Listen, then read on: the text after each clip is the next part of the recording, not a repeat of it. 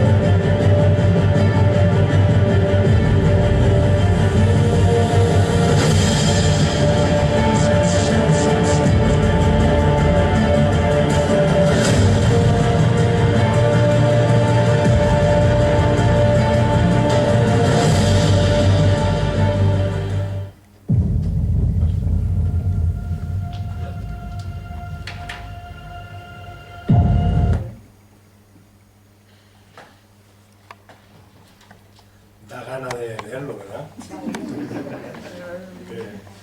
Qué bonito el vídeo. Buenas tardes a todos y todas. Muchísimas gracias por acompañarnos en la presentación del libro de... ¿Se escucha bien?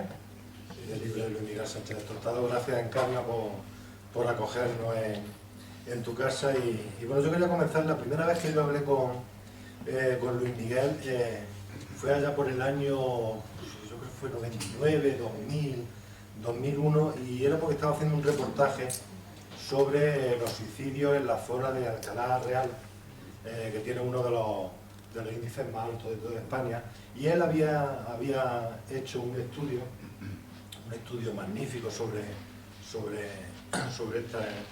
esta situación, y bueno, y cuando terminé de hablar con él, yo era un joven periodista, cuando terminé de hablar con él, dije, qué tío más bueno, macho. Qué alegría, porque un periodista cuando hace una entrevista, cuando está haciendo un reportaje, encontrarte con alguien que sepa, que sea capaz de trasladar ese conocimiento, es realmente una alegría. Si el reportaje sale mal, yo no sé cómo salió, no lo recuerdo, si sale mal es de mérito del periodista, en ningún caso, y sobre todo de Luis Miguel.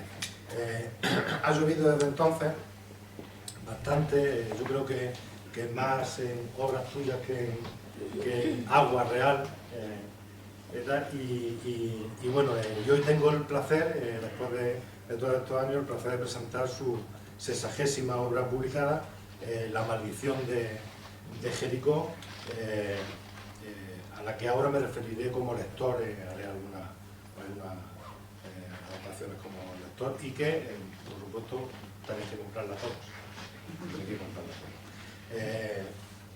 Yo no sé, para introducir brevemente a Luis Miguel, Yo creo que Luis Miguel es parte imprescindible del patrimonio humano y artístico de la provincia de Jaén. Yo no sé si se puede declarar BIC a una persona, a un escritor. Bueno, sí, no sé, no se puede declarar. Pero si alguna vez se pudiera declarar bien de interés cultural a una persona, creo que Luis Miguel lo tiene más que merecido. Luis Miguel Sánchez Tostado es escritor, criminólogo y ahora guionista desde hace unos cuantos años, también está trabajando con guiones cinematográficos. Ha publicado ya 60 obras, entre novelas, ensayos, cuentos, guiones cinematográficos, y posee 24 galardones entre premios literarios y reconocimientos a su trayectoria. A los 26 años escribió su primer libro, Tráfico y consumo de drogas en el campo de Gibraltar, que fue su tesis de fin de carrera. Entonces la publicó la Universidad de Cádiz. Entonces él ya estaba trabajando, tú ya estabas trabajando en aquella zona, en el campo de Gibraltar. Y bueno, este estudio criminológico alcanzó una gran repercusión a nivel nacional y llegó incluso al Congreso de los Diputados, donde algunos grupos políticos realizaron interpelaciones parlamentarias basadas en la conclusión de esta obra, que no estaría mal revisar ahora de nuevo con los sucesos que lamentablemente hemos tenido hace una semana en el campo de Gibraltar, donde murieron varios guardias civiles.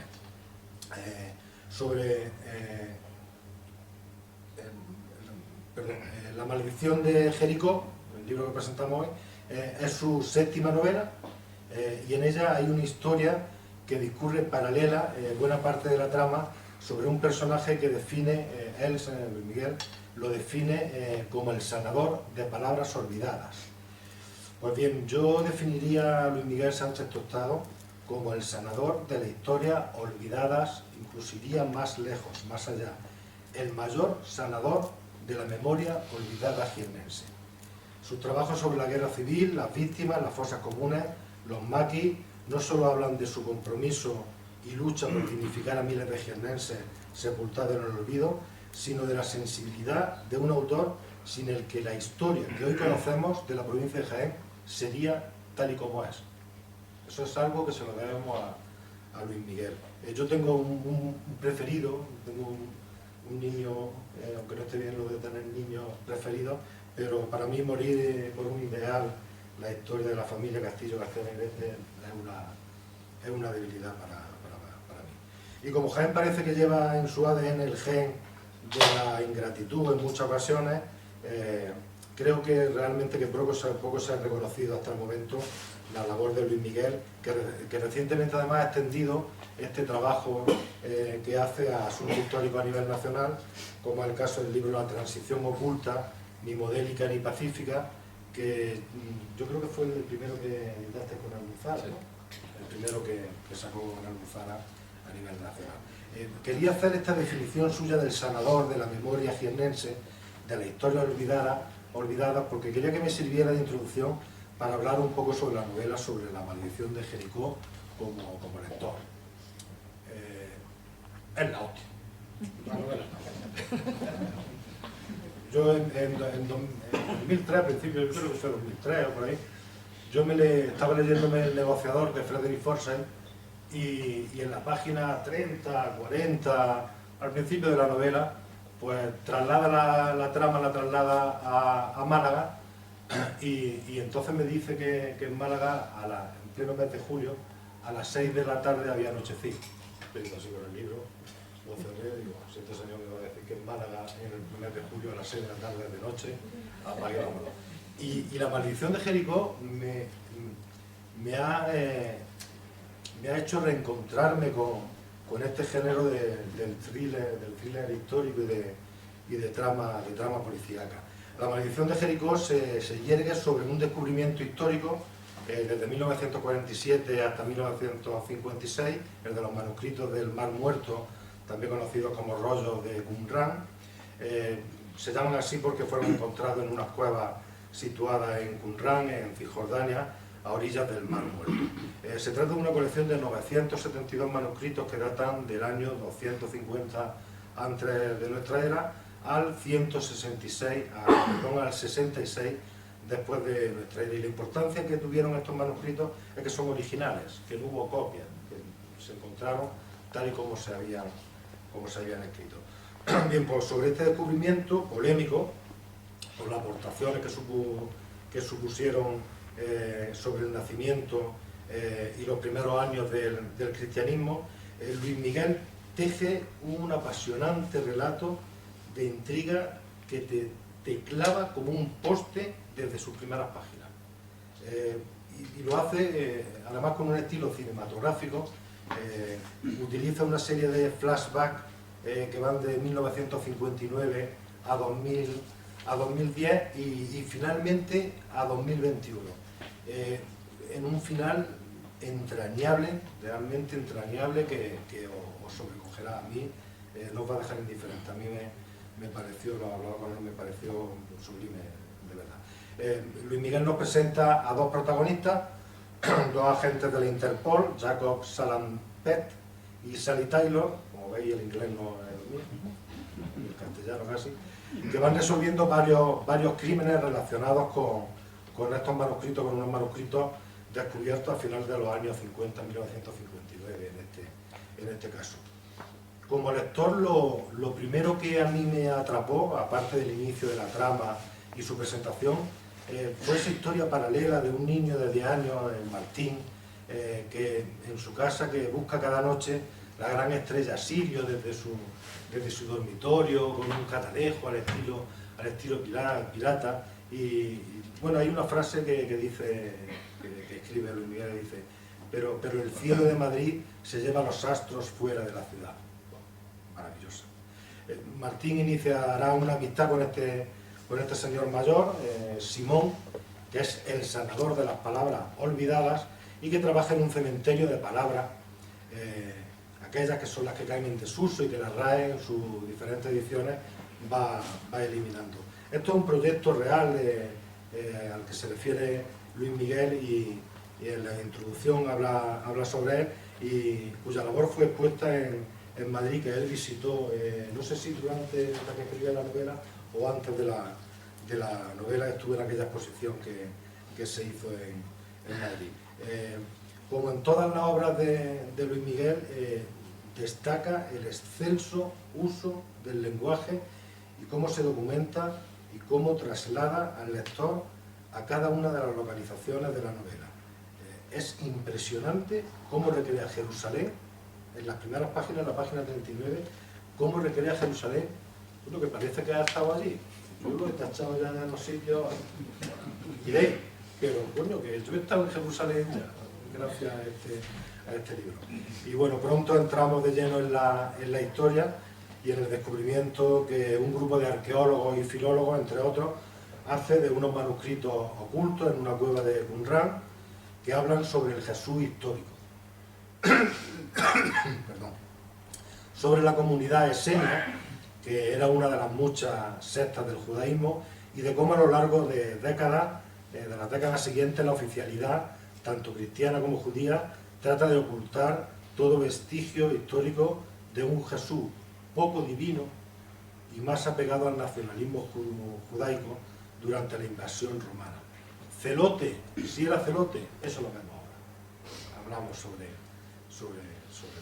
Tras el hallazgo y la trama histórica sobre la figura de Jesús y de los primeros cristianos, aparece en Luis Miguel, criminólogo, el perfil más investigador, y nos regala una trama policíaca trepidante que nos lleva del pasado al presente reciente, de Jerusalén a Londres, de Londres a Madrid, y ahí de verdad, ahí ya no puedes dejar de leer.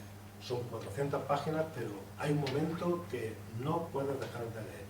Ni Netflix. Bueno, Netflix. El tema no solo es apasionante, con todo lo que rodea a la figura histórica de Jesús y a los primeros tiempos del cristianismo, pero el relato policial es sencillamente sublime. Así que mi muchas gracias. Y ahora nos va a contar un poquito más sobre esos manuscritos y esa historia. Bueno, buenas tardes, me oís bien, ¿no? Sí. Bueno, antes de nada quiero agradecer a la Biblioteca Provincial, a Encarna Moreno, su directora, a Paco Ruiz Funes, coordinador del Centro Andaluz de las Letras, porque siempre me acogen y me tratan extraordinariamente aquí en esta sala, ¿no? Que es mi favorita para presentar libros, que yo casi siempre los presento aquí. Y por supuesto a Raúl Beltrán por sus amables palabras. Yo quería que me acompañara Raúl porque, no por su condición de periodista, que porque es lo contrario de lo que él dice, sino porque es un colega de letras, aunque sea tan humilde que no lo reconozca, y es un gran lector y escritor y una persona a quien admiro por su honestidad profesional y por ese amor suyo por Jaén y por la cultura. Bueno, dicho esto, yo tengo un gran defecto y es que hablo demasiado y a veces se me escapan cosas que no debo decir de la novela. Entonces yo prefiero poneros una serie de imágenes y comentarlas para poneros sobre el contexto histórico, para meteros en ambiente.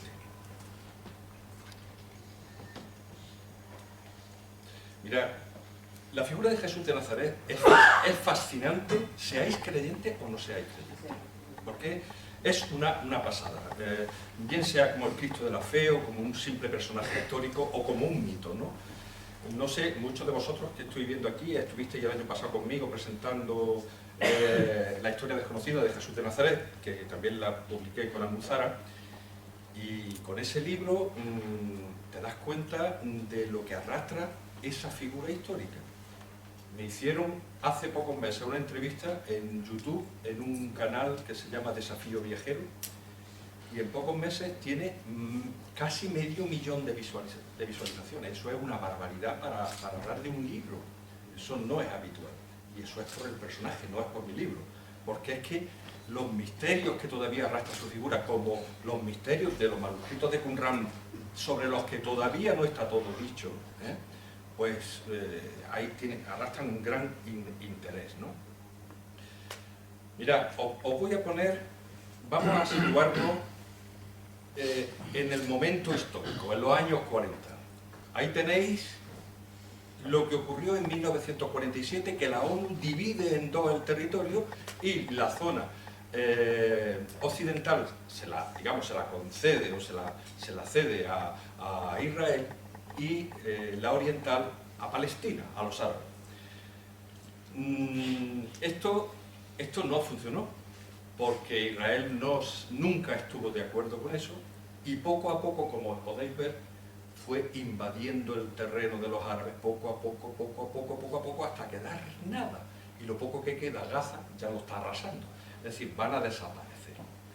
Entonces, y todavía se siguen matando, ya lo estáis viendo, ¿no? Pues bien, precisamente ese año, en 1947, aparece en una cueva del desierto de Judea, al lado del Mar Muerto, cerca de las ruinas de la ciudad de Qumran, 7 manuscritos en la cueva número 1. Y cuando se dieron cuenta de la importancia de esos manuscritos y sobre todo de su antigüedad, la Iglesia Católica empezó a ponerse nerviosa.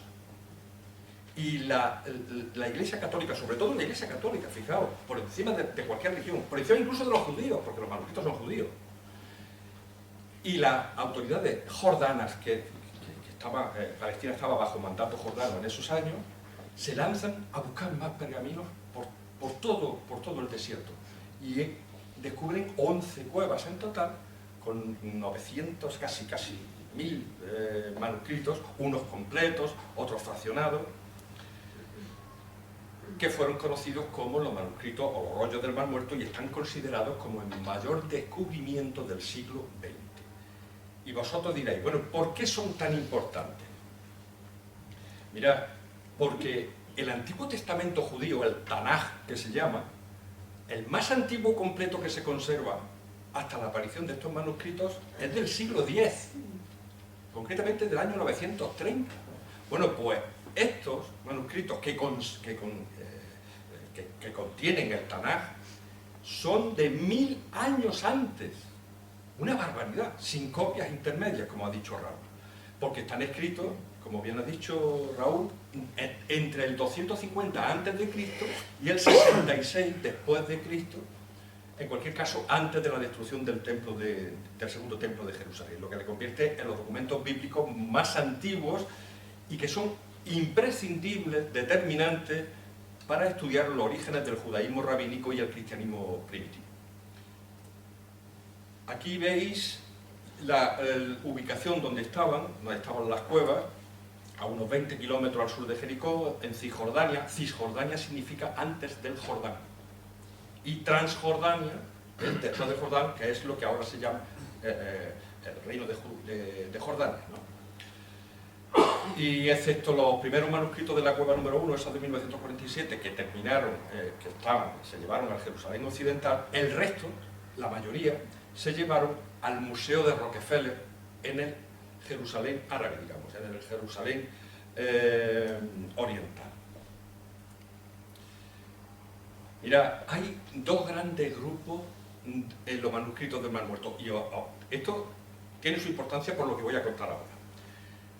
Los textos religiosos, que son el Tanaj, que he dicho, el Antiguo Testamento, libros que os sonarán, el Deuteronomio, el Génesis, el Éxodo, el Levítico, bueno, que se incluyen en la Biblia cristiana también.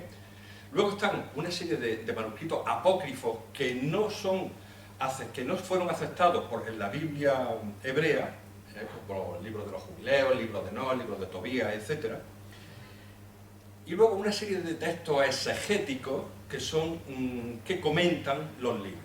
Pero los más interesantes, los que más controversia han generado, son los textos sectarios. Este nombre suscita suspicacia. Ese nombre se lo pusieron los católicos, se referían a que hablaban de la secta judía que los escribió. Como el documento de Damasco, la regla de la comunidad, el libro de la guerra, el comentario de Habacuc, etc. Y luego hay un rollo muy distinto a todos, que es curiosísimo, que es el rollo del cobre, que es una rara avis, porque, mirad, os lo voy a enseñar. Ahí está, tal como aparecieron. Dos rollos que formaban parte del mismo texto, que no eran ni de pergamino ni de papiro, eran de metal, de cobre, con una pequeña lección de estaño, y estaban escritos con un buril, y no se podían abrir, y estuvieron muchos años intentando, se rompía. Entonces, en la Universidad de Manchester, a finales de los 50, los partieron de forma que pudieran ser unidos para leerse, y ¿sabéis lo que tenía dentro? Tiene una relación de 73 sitios donde escondieron el tesoro del templo de Jerusalén. 73 sitios describiendo dónde está. Y no pensáis que era un pequeño tesoro. Entre otras cosas, tenía 26 toneladas de oro y 75 de plata, que hoy en día estaría valorado, si apareciera, en más de 1.000 millones de euros. Este tesoro lo han buscado mucha gente, pero las descripciones de hace 2000 años no se parecen en nada después de tantísimas guerras, hasta los nombres de los lugares han cambiado. Entonces el rollo del cobre sigue siendo un misterio y debía ser importante porque lo hicieron en metal para que no se vendiera, para que no se pudriera, y lo escondieron en esa cueva. Bien, pronto se dieron cuenta de que los textos sectarios, estos que hablan de la secta, aparecían doctrinas que eran absolutamente coincidentes con los evangelios posteriores, que iban a aparecer un siglo o 2 siglos después. Y esto poca gente le ha dado... Se ha escrito, pero son textos universitarios, hay poca difusión, y es algo extraordinario, porque fijaos que coinciden doctrinas anteriores a los evangelios, hablando de la nueva alianza, de la venida del Hijo de Dios que morirá por los pecados del mundo. Se habla del Espíritu Santo, del bautismo, de la Santa Cena con pan y vino, del rechazo a la riqueza material, de la caridad, del amor, del perdón, de la confesión, de la resurrección, incluso de la tortura y muerte del Maestro. ¿Casualidad? Es mucha casualidad, ¿no? Esto fue un problema para la Iglesia, porque repito, los evangelios canónicos no fueron escritos hasta 1 o 2 siglos después, ¿eh?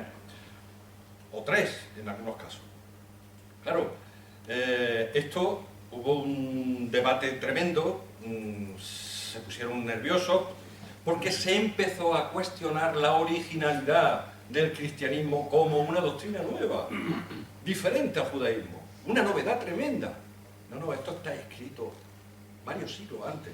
Entonces muchos expertos empezaron a proponer que, o bien, o Jesús y Juan Evangelista, que por cierto evangelizaba al lado, estaba al lado del río Jordán, formaban parte de lo que ellos dicen que eran los esenios que vivían en Qumrán, que también está en entredicho y ahora diré por qué, o bien los evangelistas posteriores, que ninguno de ellos conoció a Jesús, se inspiraron en esas doctrinas para escribir la historia que está en el Nuevo Testamento, en los evangelios, ¿no?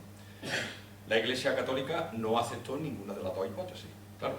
Entonces, para salir del paso dijo que, bueno, que eran dos grupos distintos, los esenios por un lado y los cristianos primitivos por otro, y que coincidían las mismas ideas.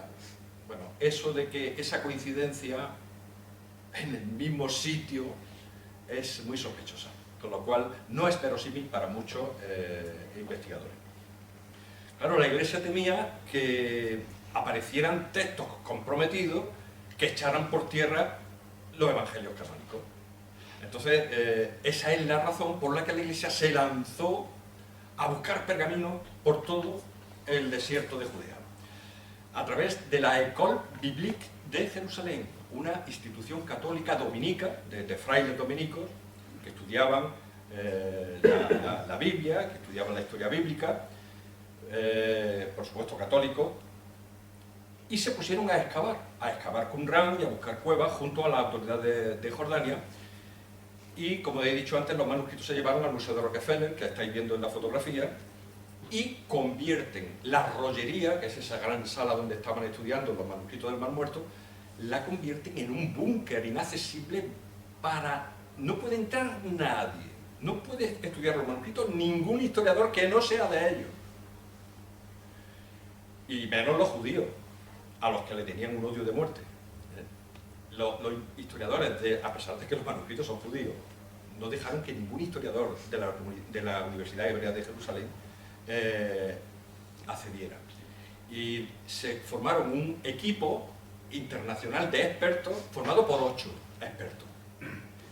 De esos 8 expertos, 5 eran sacerdotes católicos de la École Biblique, 2 seglares vinculados a la Iglesia Católica. Y solo uno, John Marco Allegro, que además era el que más sabía de todo, era el más experto, era un seglar, era un historiador independiente, y fue precisamente él el que denunció ese oscurantismo, ese sectarismo que había, y retener esa información durante más de 50 o 60 años, sin publicarlo, sin traducirlo. No tenían prisa.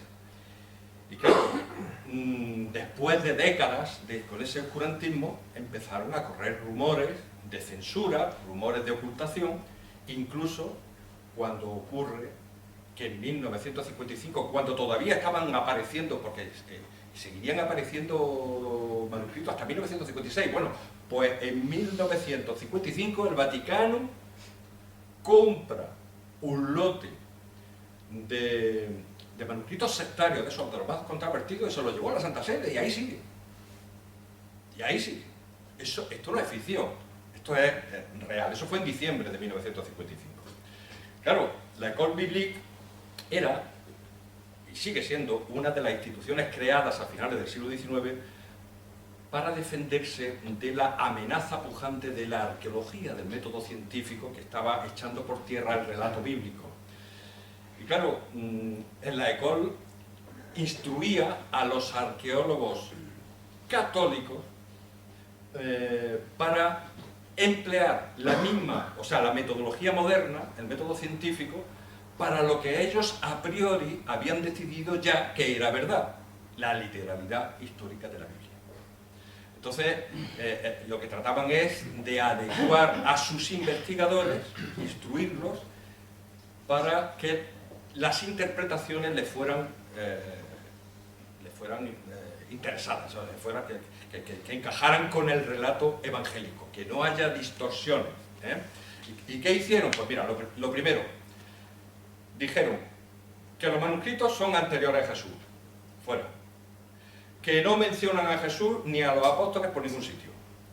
Que se escribieron en Qumrán por los esenios, decían los esenios porque Flavio Josefo y Plinio el Viejo tienen una serie de crónicas que dicen que cerca del Mar Muerto había una secta de esenios que eran célibes, eran todos hombres, eran célibes y pacifistas, una especie de místicos pacifistas, ¿vale?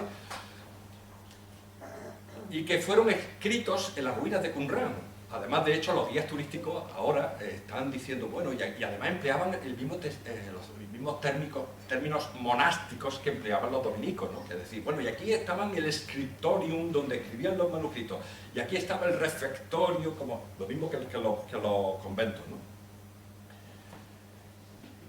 Y John Marco Allegro, que fue el que tradujo algunos de los manuscritos, incluso el rollo del cobre, fue el único que se atrevió a romper el consenso impuesto y a discrepar, ¿no? Porque pensaba que los habitantes de Qumrán no eran esenios.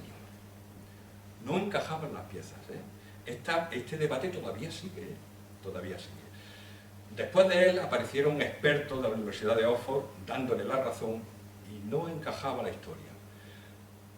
En 1992 apareció este libro. A mí, cuando lo leí yo, a mí me impactó y de hecho este fue el origen de que yo me animara a escribir sobre esto. El escándalo de los rollos del Mar Muerto de Michael Biden y Richard Leigh, en el que ellos dicen que algunos de los manuscritos del Mar Muerto, bastantes, son, sobre todo los sectarios, son del tiempo de Jesús.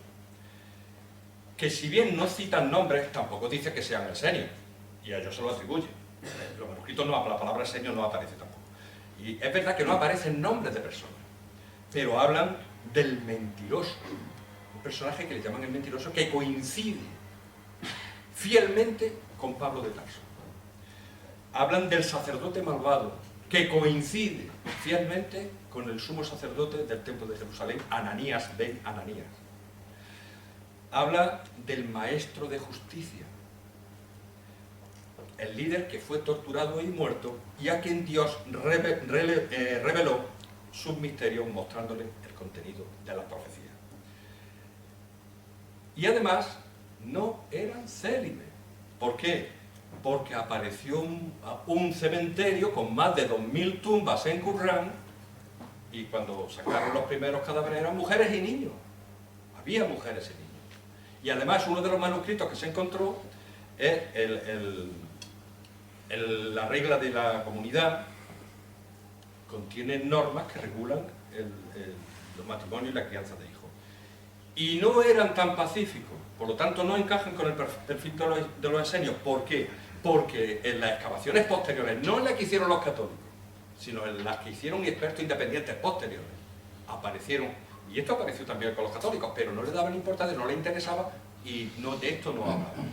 Aparecieron fortificaciones, la torre estaba fortificada, aparecieron puntas de flecha, apareció una fragua para templar armas, ¿la estáis viendo allí?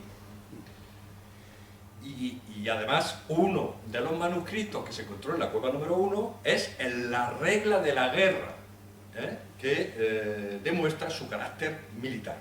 Nada de esto encaja con los esenios, pero siguen persistiendo en la idea. Y recordemos algo muy curioso, que la mayoría de los historiadores independientes coinciden en que el grupo de Jesús iba armado. Si Jesús no era un celote, en su grupo había celote. Simón, el celote, era uno de los 12 apóstoles, del que no se dice nada, del que menos sabemos, porque el perfil paulino que dibuja 1 o 2 siglos después un perfil de Jesús pacifista y de otra manera, no le interesaba dar este mensaje. De Simón el Celote no habla. Judas Iscariote, otro celote. Iscarius viene de Sicarius, portaban la sica, el puñal curvo de los sicarios. Pedro iba armado, llevaba espada. Y en la redada de Gesemaní, cuando lo iban a detener, hirió a un soldado romano y le cortó la oreja con la espada. Es decir, y luego a Jesús lo condenan a muerte por sedición. Es decir, que todas estas cosas hay que tenerlas en cuenta. Bien, pues mirad, hasta aquí todo lo que he dicho no es ficción, es real. Pues bien, es en este contexto histórico que acabo de describir, tan sugerente y tan misterioso, donde surge la idea de la maldición de Jericó. La novela arranca en 1959, en esta excavación que estáis viendo, en la excavación de Tel Sultán, en la antigua ciudad de Jericó, que está a 2 kilómetros de la actual Jericó, dirigida por una arqueóloga que lo hizo realmente, que es Catherine Kenyon, que veis la fotografía, que por cierto demostró que la leyenda de las trompetas de Jericó, que en el capítulo 6, creo recordar, de Josué, es falsa, no existió nunca. Lo demostró, y los católicos se liaron con ella a destriparla. Bueno, pues esta mujer es una de las mejores arqueólogas del mundo. La leyenda de Josué, bueno, no sé si la conocéis, que los judíos decían que cuando iban a la tierra prometida de Canaán, pues los 7 sacerdotes que llevaban a ellos tocaron los safarín, que eran los cuernos de cordero, y las murallas cayeron, y siguiendo la ley de Dios, que es curioso esto, entre comillas, siguiendo la ley de Dios, asesinaron a todos los habitantes de Jericó, no dejaron nada más que a una prostituta. A todos los asesinos. Y la incendiaron. Las excavaciones de esta mujer dicen que eso no ocurrió. Y los restos de incendios que había eran muchos siglos anteriores a esta historia. Bueno, pues la novela comienza cuando un grupo de arqueólogos de esa excavación, guiados por un beduino joven, entran en una cueva que no se había explorado y descubren un manuscrito coetáneo a Jesús de Nazaret, y el documento se convierte en la única prueba del verdadero Jesús histórico que podría hacer tambalear los cimientos del cristianismo. Y a partir de aquí surge toda una trama de sicarios, asesinatos, persecuciones, falsos suicidios, y una investigación compleja que hace un policía de la Interpol, y que obviamente no os voy a contar, eso tenéis que descubrirlo vosotros, ¿no? Mirad, la novela, como otras novelas mías, presenta dos historias paralelas que se entrelazan, y que hay saltos en el tiempo, siguiendo la técnica que yo habitualmente sigo del flashback, ¿no? Con los saltos en el tiempo. Lo que está ocurriendo en 1959 en Cisjordania y lo que está ocurriendo 51 años después en Londres, o en el Reino Unido, y sobre todo en Madrid. El día que España ganó la final de la Copa del Mundo de Sudáfrica. Cuando todos los españoles estábamos pendientes de ese partido, las calles estaban vacías, los bares llenos, estaban ocurriendo cosas muy importantes en Madrid y en la novela, ¿no? Y hay episodios como el que ha apuntado, que os va a impactar, el que ha apuntado Raúl, que son especialmente hermosos, porque cuando Martín, un niño de 10 años, conoce a Simón, un misterioso sanador de palabras olvidadas que intenta resucitar palabras perdidas, ¿no? en una cámara acorazada en el sótano del edificio de las Cariátides. Y esa cámara acorazada existe, y yo he estado allí. Es esa que estáis viendo. Es la caja de las letras del Instituto Cervantes, que está, como digo, en el sótano del edificio de las Cariátides, en la calle Alcalá de Madrid, que antes había sido un banco, por eso está esa cámara acorazada. Y yo lo visité, ya se estaba terminando la pandemia, cuando fui a ver, y el personal especializado me instruyó en los sistemas de seguridad analógicos que había entonces, porque me interesaba documentarme para la novela, ¿no? pues en esta Cámara Cruzada pasarán cosas importantes. Y bueno, voy a terminar ya porque quiero que, por si queréis hacer preguntas. Pues bien, 51 años después, todavía están buscando a quién se llevó ese pergamino. Y sigue muriendo gente. Y Jacques Alampet, que es el inspector de la Interpol, viaja a Inglaterra y a España e investiga un caso que es complejo y que tiene muchas aristas y sorpresas, sobre todo muchas sorpresas, porque nada es lo que parece. Y la trama de la novela está especialmente indicada para volverlos locos. Locos en el sentido de que no va a ser lo que vosotros pensáis. Eso le da un plus de intriga y de suspense que el lector agradece. El factor sorpresa, ¿no? Bueno, la obra encaja dentro del género policíaco, del thriller histórico, y está colmada de bastante intriga, de suspense, con los manuscritos del Mar Muerto y Jesús de Nazaret de fondo. Y mira, salvo los protagonistas principales, que todos los demás son reales, son personas reales con su nombre real. Incluso los espacios donde transcurre la novela, ¿no? La historia en Cisjordania, en Inglaterra y en España, la excavación de Jericó, el Museo de Rockefeller, la École Biblique de Jerusalén, los espacios en Madrid, el Colegio Pi y Margall, que ayer me llamó la directora del colegio dándome las gracias por haber ubicado allí uno de los capítulos o varios capítulos. La residencia Monte Carmelo, el Café Gijón, el Instituto Cervantes, todo eso es real. Y bueno, pues nada, ya termino diciendo que yo estoy muy satisfecho con esta novela. Creo que es una de mis mejores novelas. Bueno, siempre decimos lo mismo con la última, ¿no? Pero bueno, es verdad, yo estoy satisfecho. Además, ha sido finalista en dos importantes premios. El premio Ateneo de Sevilla, que es muy difícil llegar a la final, y más todavía ganarlo, muy difícil, porque el nivel es altísimo. Y también en el premio Policía Nacional de Novela, que también fui finalista. Y bueno, yo, nada más, yo os invito a sumergiros en La Maldición de Jericó y que disfrutéis leyéndola tanto como yo he disfrutado escribiéndola, aunque a mí se me han ido 2 años y a vosotros os vais 2 años leyéndola. Y nada más, pues si queréis hacer alguna pregunta, pues muchas gracias.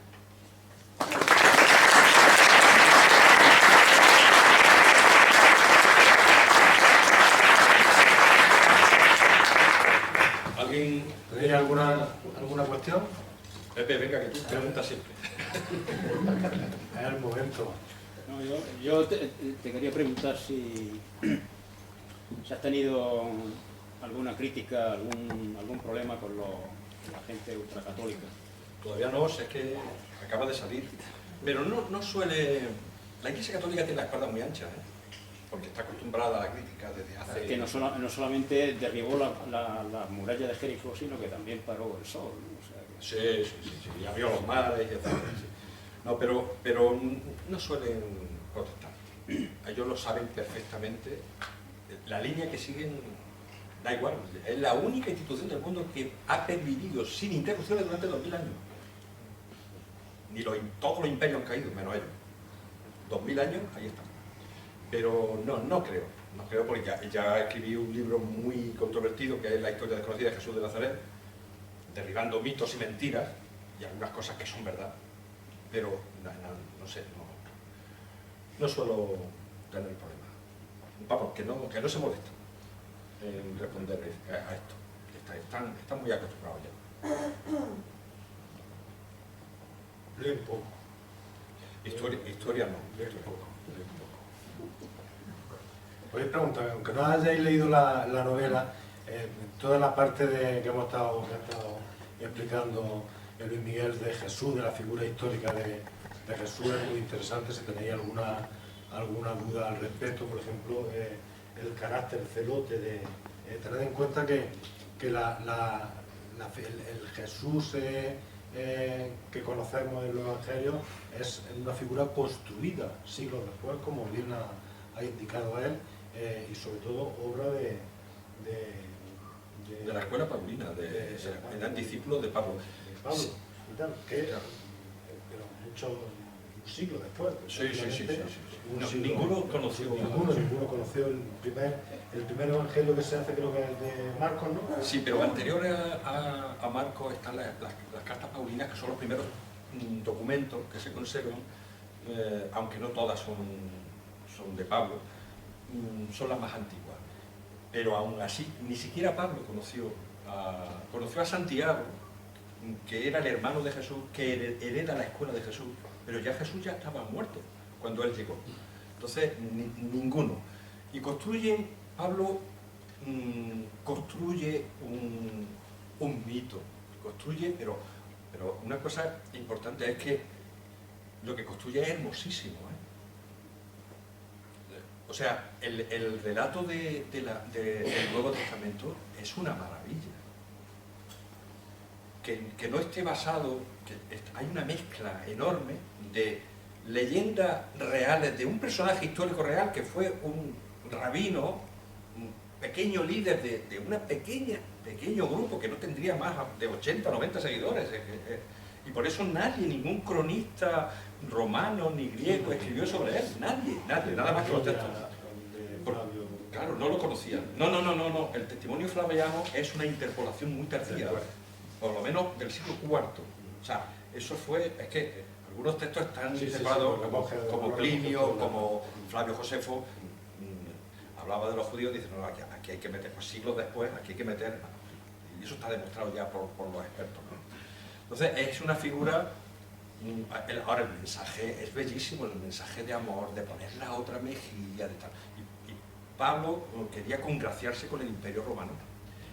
Gracias a esa estrategia que él hizo, 300 años después, o casi 400 años después, el emperador romano se convierte al cristianismo. Y ahora va contra todas las religiones y lo impone como religión obligatoria y se expande por todo el Mediterráneo. Ahora son los perseguidores, antes eran los perseguidos, ahora son los cristianos los que aniquilan y destruyen templos griegos, romanos, paganos en general, y los destruyen y hacen unos destrozos históricos como los talibanes que hicieron en Extremo Oriente, en el Medio Oriente. Igual.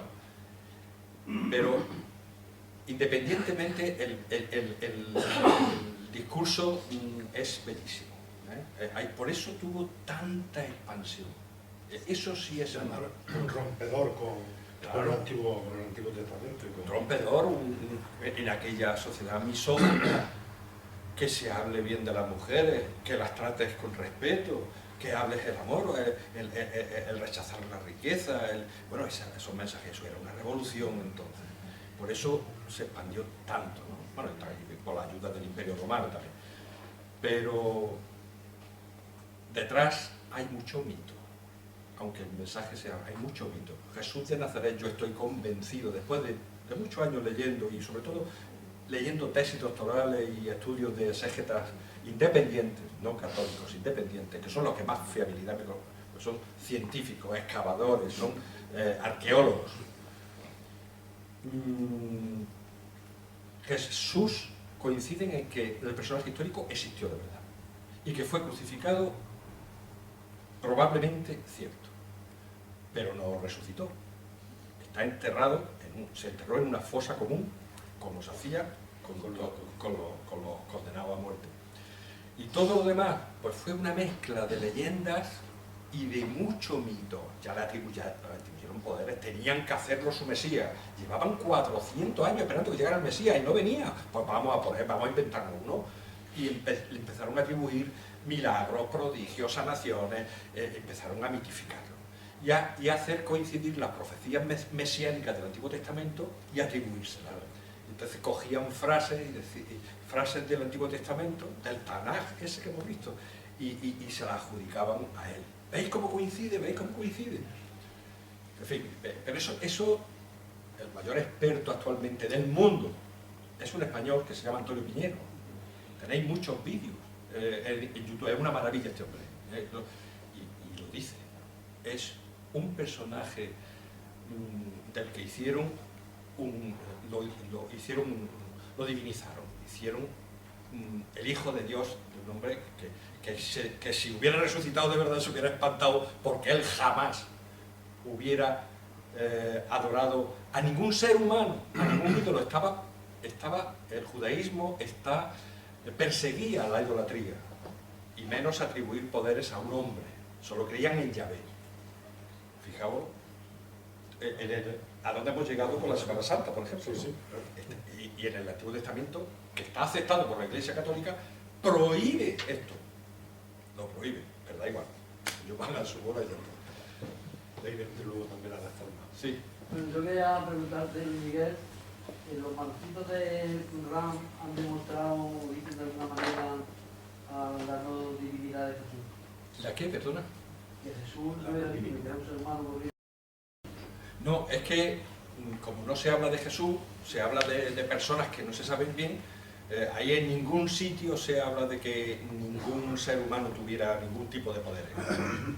Se habla del maestro de justicia, que era el líder de Qumran, que no sabemos quién es, pero se habla de la cena, se habla de la nueva alianza, se habla de un montón de doctrinas coincidentes con el cristianismo, pero no se dice el nombre. Y curiosamente a ese hombre lo torturan y lo matan. Pero no se dice, no sabemos quién es, no sabemos. La Iglesia lo descarta y dice que ese no tiene nada que ver con Jesús, otros lo vinculan y dicen que sí, porque es que es mucha casualidad que todas esas doctrinas coincidentes en el mismo sitio, a pocos kilómetros. Es extraño. Además, ahora mismo me estaba acordando de una anécdota. Es que al ver a Luis G. Moyano es director de cine y es un buen amigo, me estoy acordando que vivimos con esta novela una anécdota. Y es que yo he escrito un guión cinematográfico de esta novela. Y está registrado, está inscrito en el registro de la propiedad intelectual. Y vamos, Luis G. lo leyó. Lo que pasa es que claro, es muy costoso y eso se lleva mucha pasta que en el cine español pocas productoras puedan hacer frente a eso. Y entonces contactamos con una productora israelí, Casata Film se llamaba, y eran chavales jóvenes que estaban muy interesados por la historia.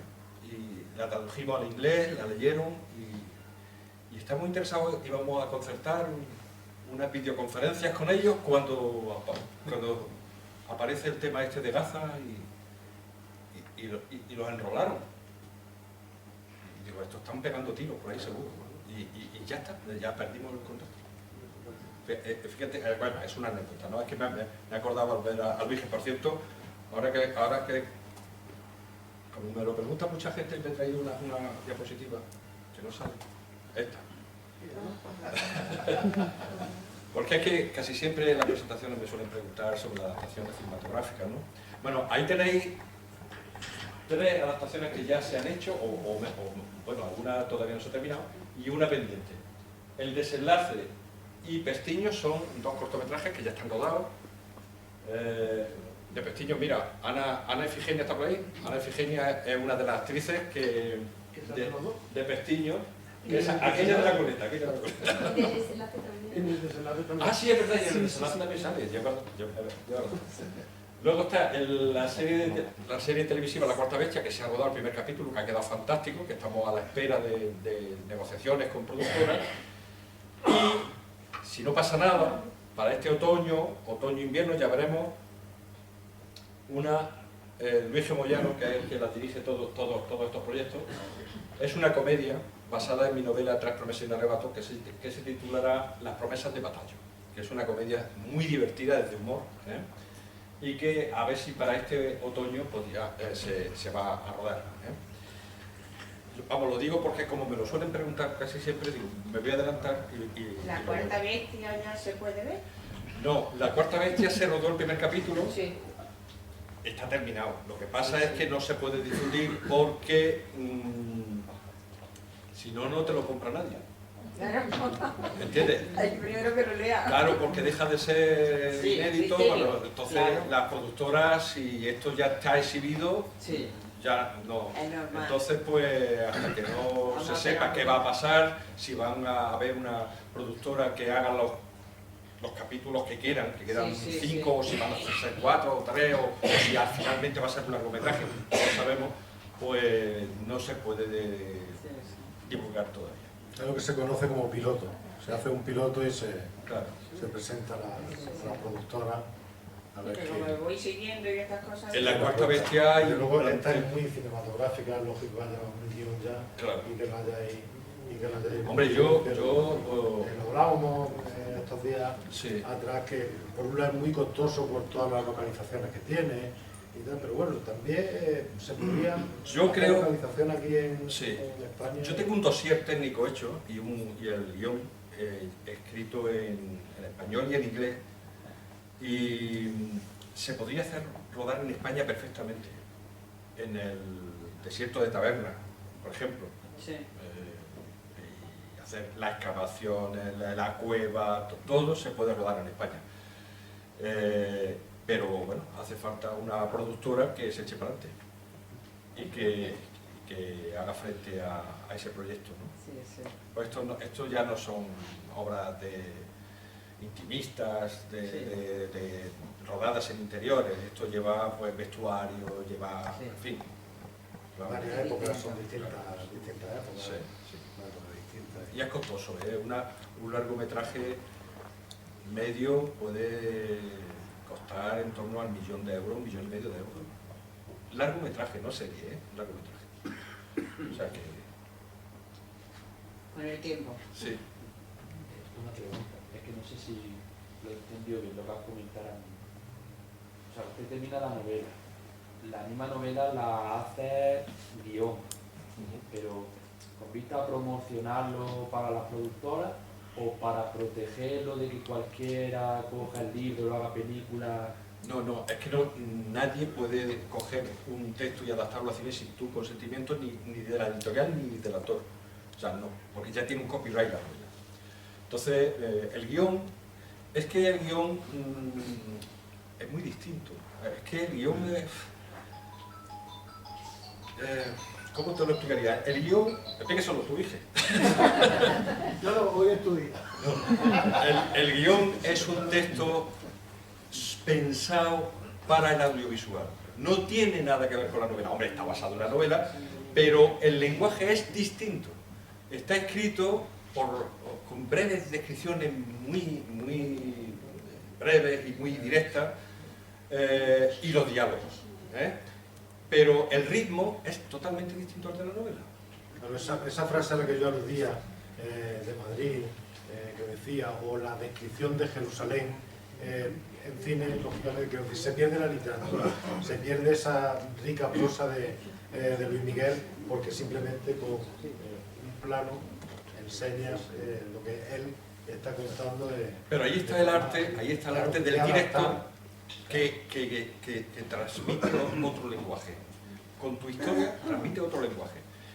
Tenéis que tener en cuenta que los libros se escriben para los lectores, pero los guiones de cine y una película no se hace para lectores, se hace para espectadores que a lo mejor no se han leído un libro en su vida. Entonces, es un lenguaje completamente distinto. Mi novela empieza por el capítulo 1. El guión puede empezar por el capítulo 36 o 40. ¿Por qué? Porque se tiene mucha fuerza y Luis G dice, no, este es el primero. Para dejar pegado al sillón al espectador y decir, ostras. En fin, son lenguajes totalmente distintos. Y es apasionante. Yo he aprendido mucho con Luis, porque llevamos varios años con estos proyectos y me está enseñando mucho. Y la verdad, porque él se está leyendo mis libros y yo estoy aprendiendo mucho de él. Es un universo apasionante. No podéis imaginaros el esfuerzo tan enorme que hay detrás de un cortometraje, a lo mejor de 10 minutos. Ya no digo de una película de 1 hora y media. Es enorme. Y la cantidad de personas que participan, que no se ven. En la cuarta bestia había 70 personas trabajando para hacer el capítulo de 50 minutos. Ya me has dejado con la duda, yo que me lo he leído ya, cómo arranca el guión, dónde arranca el guión. No arrancará, bueno, tiene un guiño a Jaén, como siempre, tiene un guiño a Jaén, en un momento dado que el agente del Interpol conjuntase en Madrid y el taxista es de Castillo de Locubí. Y además le dice que él le vende el aceite de oliva, le dice, el aceite de oliva de Jaén. Sí. Pero me quedo con la duda de por dónde arranca, porque la verdad que hay Pues es que, muchos momentos. pues es que no me acuerdo, de verdad, pero seguro que con una escena impactante, seguro. ¿Tú te acuerdas de ese? Es que no me acuerdo yo ahora La de... escena del suicidio, No. pues Escena impactante, era seguro. Es No, que no lo recuerdo. tú no, es que claro, hace ya un año por lo menos. Que era impactante seguro. Sí. No, pero no te sé decir, ahora mismo no me acuerdo qué escena, pero seguro que fue una intermedia impactante. Posiblemente sea... Persecución. No, sí, posiblemente sea en la cueva cuando descubren el pergamino. la persecución que hay. Sí, cuando descubren el pergamino. Creo que es esa escena, que es muy fuerte. Iba a comentar, por eso cuando has leído un libro y luego ves la película, dices, guau, la película no me ha llenado tanto como cuando he leído... Pero es por eso, porque el lenguaje es distinto. Claro, Si quieres disfrutar de la literatura, no veas la película. claro. Si Sí, quieres sí. disfrutar... Tú has de- leído el libro y luego Claro. ves la película y dices, bueno, pues la película no es lo que era. Claro, pero es que son personas diferentes. Son personas diferentes. El autor te va a describir con su prosa y el director de cine te va a transmitir su mensaje de la visión que él tiene de esa novela. Es decir, es distinto. Algunas adaptaciones son extraordinarias, pero generalmente el espectador se siente decepcionado porque ha disfrutado mucho con la novela, porque tiene muchísimos matices y tú participas de la novela añadiéndole imaginación, fantasía, etc. Sin embargo, en el cine no, en el cine te impone el director lo que él quiere ver. Exacto. Entonces dices, es que yo me lo imaginé de otra manera. Claro, pero es que son dos lenguajes completamente distintos y no se desmerece el cine por eso. Algunos autores no lo llevan bien, pero hay que hacerlo. A mí el cine, yo estoy descubriendo, bueno, las obras cinematográficas son muy completas porque la literatura solo tiene literatura, pero en el cine está todas las artes. Está la música, la fotografía, está la literatura, está, bueno, el arte, es todo, o sea, está arte, y es un compendio de muchas cosas. Entonces, yo me conformo con que el espectador no se decepcione. Hay una parte en la que generalmente nos llevamos bien, pero hay una parte en la que, cuando se trata de un caso real, por ejemplo, La Cuarta Bestia, hay episodios que están basados en una historia real del siglo XIX. Luego hay escenas del siglo XXI que pueden ser ficción. Y ahí ya entramos en pugna. En esa te comenté en la Feria del Libro, Sí. no sé si lo recordarás, que estando leyendo la novela, estaba tan metida adentro que una noche tuve una pesadilla que me atacaba la cuarta vez. Y pegué un grito tan fuerte que aquello fue horrible. Con ese teníamos que haber empezado. Con eso. Es que te lo comenté en la Feria del Libro, no sé si lo recuerdas. Sí, ahora que lo dices sí me acuerdo. Sí. Con esa Porque escena teníamos... estaba tan metida dentro del libro que yo pensé que me cogía a medianoche. Sí. Pues la verdad es que es un mundo maravilloso. ¿Alguna pregunta más? Nos gusta que cuando escribas cosas que salgan Jaén, porque... Hombre, siempre hago guiño a Jaén. Sí. Lo que pasa mira, es que me he tirado tantísimos años escribiendo sobre Jaén Sí. que una vez tomando una cerveza con Juan Eslava me dijo, dice, déjate ya, yo escribe para los gallegos, para los castellanos, para los vascos, para todo el mundo, pero sal de Jaén, ¿no? Porque es que me he tirado casi 30 años arrojando luz sobre parcelas históricas que nadie quería escribir, ¿no? Entonces... Eso es muy importante, lo que decía yo. Sí, pero hay que pasar páginas, hay que pasar etapas. Totalmente. Pero esa labor ha quedado aquí que... Ya desde, mira, escribí un ensayo que era La transición oculta, que lo mandé a Almuzara, y un día me sorprendió que me llamó Manuel Pimentel, el que fue ministro, que es el dueño de Almuzara, y me llamó, y no, yo no me lo esperaba. Y me dijo, y que le había encantado La transición oculta, y que me lo iba a publicar. Y a partir de ahí hicimos, oye, una relación que me lo está publicando todo, me va a fichar. Entonces, pues todo, ahora mismo tengo a Muzara las puertas abiertas para todo, ¿no? Lo que pasa es que, claro, si concursas y ganas un premio, pues te lo publicará la editorial que sea. Sí, con esa Oye, editorial con ese tiene, está siempre en televisión, le te encantará. Sí, me lo presenta en Madrid. Presenta. Manuel, en Madrid, el día 16 de mayo, lo presentamos en Madrid, y me lo presenta Manuel Pimentel y Jesús Vallejo. ¿Sabéis quién es Jesús Vallejo? El locutor de programas de misterio, que Callejo. Sí. Callejo, Jesús Callejo, sí. Pues ese lo vamos a presentar el 16 en Madrid. El viernes que viene lo presento en Marto, el 17 en Úbeda, en Linares el 23, en Alcalá Real el 26, el 2 de mayo en Murcia, en Madrid el 16, en fin, bueno, Estás de gira. claro, sí, ahora Sí. hemos empezado por Jaén, pues bueno, siempre empiezo por Jaén, porque es mi tierra, claro. Y siempre hay guiños de Jaén, a Jaén. Hay que leer también a los jóvenes lectores, escritores de Jaén. Jóvenes como yo. Jóvenes que tú. Yo hablo por mi hijo, que ha escrito un libro que es español para extraterrestres, el primero que ha escrito, y habla precisamente de una profesora que está en el extraterrestre y es de la Toba. Y pues tiene gracia, porque fíjate. Sí. Y es un libro muy bueno, yo lo recomiendo también. Yo Yo aprovecho. a pesar de que hago guiños ya desde hace 6 o 7 años, mis temáticas ya son de interés general, ya no son locales, ¿eh? Alguna cosa ya hago muy esporádica sobre Jaén, pero ya son ensayos o novelas de interés general, Sí. es lo que estoy haciendo.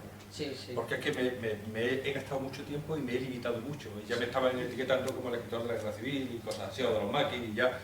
Y entonces, bueno, pues yo no quería encasillarme, quería, oye, probar cosas nuevas, ¿no? Y esto es dificilísimo, escribir novelas, no os podéis imaginar, ¿eh? Sí. Es agotador. Porque dicen que el ensayo, cuando veían los tochos que yo escribía, de 700 páginas, tal, dijeron, puta, esto ha tenido que pegarte un curro. Digo, bueno, es mucho más fácil. Una novelita, aunque sea breve, es más difícil, más esfuerzo intelectual, Sí. para no hacer el ridículo, que un ensayo. Tremendo. Sí, otro es más oficio, tú como que Claro, en fin, está acostumbrado. Yo he sido fundamentalmente un ensayista, pero la novela ahora me estoy soltando un poco, pero es durísima la novela, es el género más difícil, sin ninguna duda. Dime. Mezclar datos históricos con ficción te limita mucho el tema de la ficción, por lo que estás hablando, por lo mejor tú hubieses querido tirar por otro sitio. No, ¿Cómo mira, pasó eso realmente? La novela histórica necesita tener rigor histórico. No tiene que ser un fiel reflejo de la realidad, pero sí el contexto, la ambientación, los datos, los personajes deben ser verosímiles con la historia. Eso es importante. Un problema añadido es que los ensayistas, que hemos manejado tantos datos de archivo, tantas fechas y tantos datos, pues se nos ve el plumero algunas veces con nuestras primeras novelas, sobre todo, que metemos demasiada información histórica y eso es un freno a la hora de leer. El lector dice, uff, aquí hay mucho dato histórico. Y todavía cometo esos pequeños errores, ¿no? Y alguien me lo tiene que decir, oye, quita este párrafo que ya me está dando demasiada información. Pero es necesario. Mira, ahora ya os adelanto, estoy terminando, bueno, ya está terminada, otra novela que no os voy a decir el título, pero ya está concursando. Es que algunos certámenes te descalifican si has dicho el título, vamos, es alucinante, vamos. Sí. Yo el otro día leí una base y me quedé de piedra, eso no lo había visto yo. Y ya no puedo decir ni el título. Claro, cuando presentas con seudónimo, Claro. el momento que dice el título. Entonces, bueno, pero está basado en dos personajes muy famosos, de principios del siglo XX, conocidos a nivel mundial. Y es un thriller policial. Ya no me debo decir ni el nombre de los personajes, ¿cacho?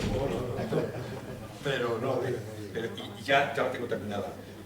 Ayer me preguntaba un periodista, oye, pero tú es que ¿por qué sacas los libros tan rápido? Pues es muy fácil. Primero porque mi dedicación es exclusiva. Segundo, porque tengo experiencia, ya llevo 35 años. Tercero, porque no duermo casi nada. Porque duermo 4 horas. Algún día con suerte 5. Y también porque ya no sé hacer otra cosa. No sé hacer otra cosa. Y bueno, yo confío que esta novela os va a gustar. Y además os invito a que me la comentéis. Os invito a que me escribáis. De todas formas ya veréis que lo que decía yo, que están estos flashbacks, pero hay dos partes diferenciadas.